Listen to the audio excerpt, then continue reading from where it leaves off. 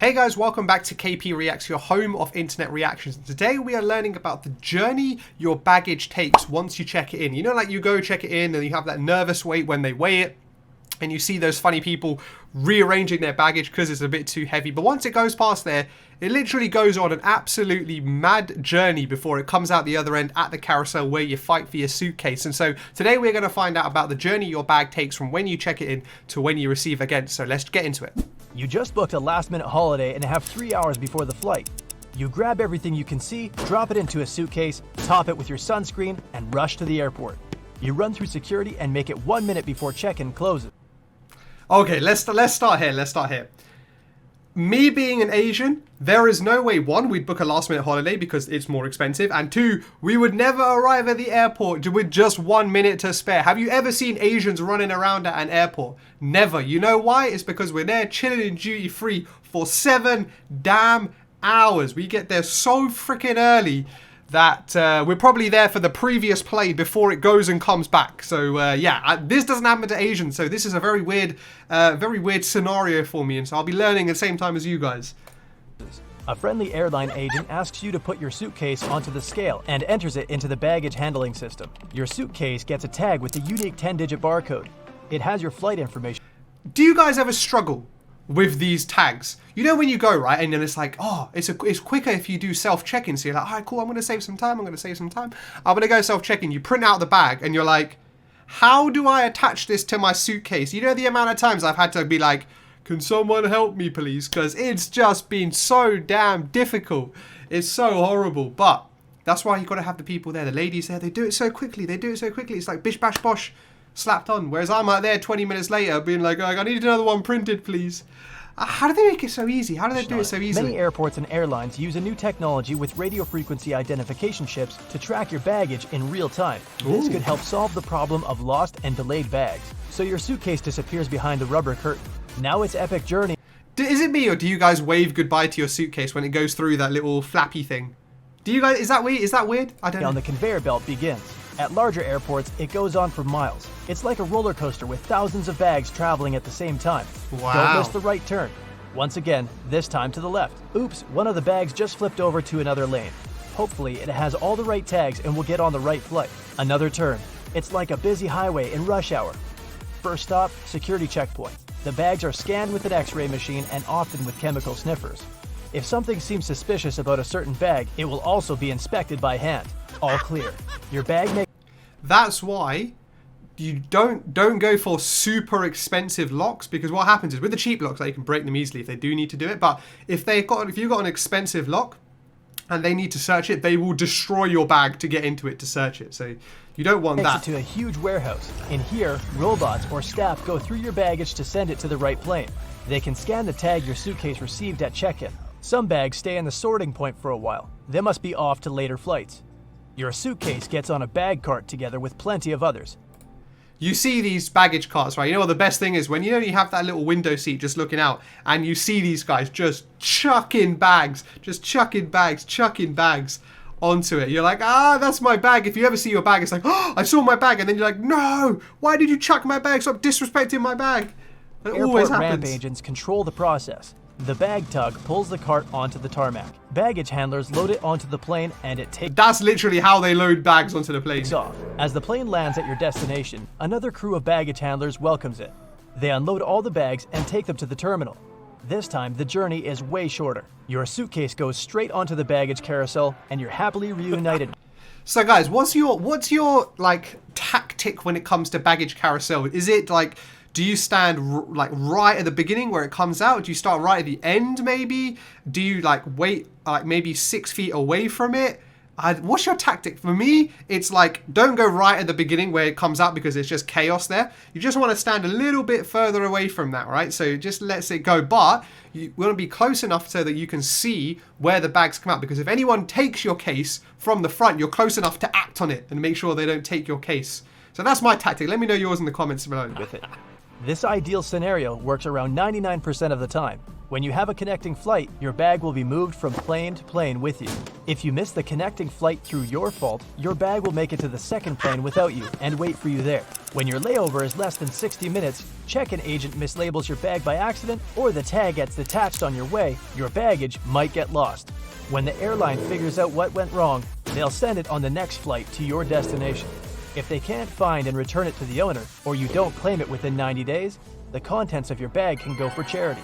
They also sell them as second-hand goods. The most unusual of those unclaimed things. Can you imagine that? Should we try and do that? Maybe I'll try and do a video where I try and find some second-hand luggage that they've had to sell, and we could open it. Maybe I've just given myself a video Ends idea. up at special museums, ancient Egyptian artifacts, a huge uncut emerald, 1770s violins, naval guidance system, and a replica of a suit of armor created in the 19th century are just a few examples of those unclaimed items. Travel security also confiscates hundreds of thousands of items each year. Some of them are thrown away, others are donated to nonprofits or schools, and stuff like self-defense sprays is used for training purposes. To increase your odds of happily reuniting with your bag, check in as early as you can. This way, the airline will have enough time to get your belongings to the right place. See, Asians already got that. We got it. We already know what to do. We're there 5 hours before anyway, so it's good. You're flying to on your baggage tag. Before checking your bag, label it outside and inside. Don't write your home address on the outside label. Thieves can use that information to break into your home while you're on vacation. You can leave your office address or just mention your phone number or email address. Duct tape a card with your name and address to the inside lid of your bag. If the That's quite clever. So if ever gets found in it, that's quite clever. tag falls off, airline agents will be able to identify the bag by the inside tag. Remove all the old tags from previous flights. Airport staff have to work with thousands of bags every day and have only a second for yours. They can easily make a mistake if they see more than one tag. Make sure all the pockets and compartments on your bag are zipped and fastened well. Don't leave any loose ends or tie things like laced shoes to the handle. Your backpack straps mustn't dangle in all directions. If any of those items hang on to something on the conveyor belt, they could be ruined or lost. Make a list of all the items or at least the most expensive ones in your phone.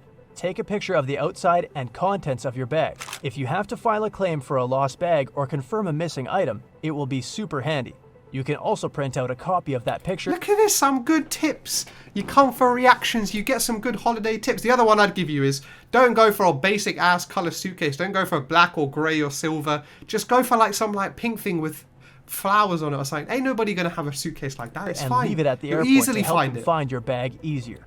Don't put any liquids in the front pocket or on top of your things. When baggage handlers toss the bag on the cart, that shampoo or lotion bottle can get damaged and leak. Cover liquid bottles with duct tape and put them in a separate sealable plastic bag. Keep that bag in the main compartment. Put the heaviest items on the bottom of your bag near the wheels. This way it won't tip over. Pack super tightly and make it more stable. Mark your bag with a bright ribbon, an unusual tag or sticker. Add yellow duct tape. Put on a vibrant cover. Do your parents ever do that? Put a ribbon on the handle? My parents have always done that, and I've always just carried on the same. I always have this little red and green little rag basically on the handle. This way, no one will grab it before you on baggage claim by accident. Go for waterproof luggage. Don't buy the most expensive looking bag. It's a magnet for thieves.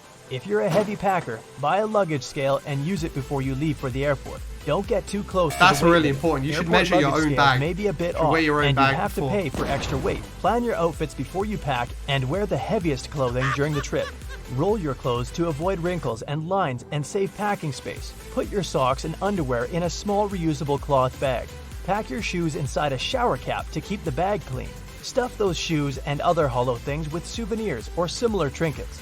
Put a laundry dryer sheet in the bag to make your clothes smell great. Don't pack any food items that perish quickly. If your bag gets delayed, they'll make the rest of your things smell like disaster. Add a TSA-friendly lock to your bag. The agents will be able to open it safely with a master key if it's randomly selected for additional screening. If you secure it with a non-compatible lock, they'll have to break it to open your bag. It will continue the journey with no lock whatsoever. Choose combination locks over padlocks. You can easily lose tiny padlock keys while traveling, and then you'd have to break that lock at your final destination. 3-digit locks are more common, but you can find 4-digit models for extra security. Pick a metal lock in some bright color to make your bag safe and easier to recognize. If you don't want to buy a lock, use cable ties instead. If your luggage has lockable zips, pull the largest cable tie that fits through the loops. If your bag I doesn't guess have that's the clever. dedicated loops, thread the cable tie through a little notch in each of the zips instead. Pack some scissors, blades, a nail file, or some other tool to cut the cable ties in an unlocked pocket of your checked bag. Sign up for bag tracking. Some airlines let you do it through a mobile app. Your checked-in baggage will be scanned. I've never seen that. I've never seen sign up for bag tracking, but I've seen all these trackers that you can buy yourselves and put them on your suitcases. At check-in, so you can during track loading onto the your bag plane, yourself, on like little transfer GPS from thing. one flight to another, and when it arrives at the final destination. You can also buy a GPS tracker or luggage that comes with it. Yeah, okay, basically Never that. put cameras, laptops, cell phones, tablets, and even portable hard drives in your checked-in bags. If for some reason you have to check them in, make sure they're completely off, protected from accidental activation, and well packed. Your makeup bag, jewelry, meds, especially prescription ones, don't belong in your checked-in bag either. If you have to bring lithium batteries with you, put them in your carry-on in manufacturer's packaging or covered with tape.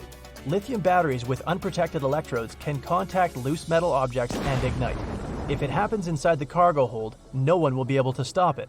Check if your insurance Jeez. would cover some of your losses if things go wrong. If you have expensive clothes and luggage itself, purchase excess valuation from the... Have you ever seen, like, you know, the Supreme suitcase that people buy? I don't think I've never been to an airport where I've seen someone actually have those. Like, those are obviously very expensive suitcases, hard to find, but you would never travel with them, which is kind of defeats the whole purpose of a suitcase. But hey, I guess it's form over function. But that's it for this one.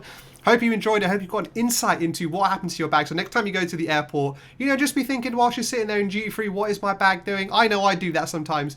But yeah, thank you for watching this episode, guys. Make sure you subscribe, and I'll catch you on the next one.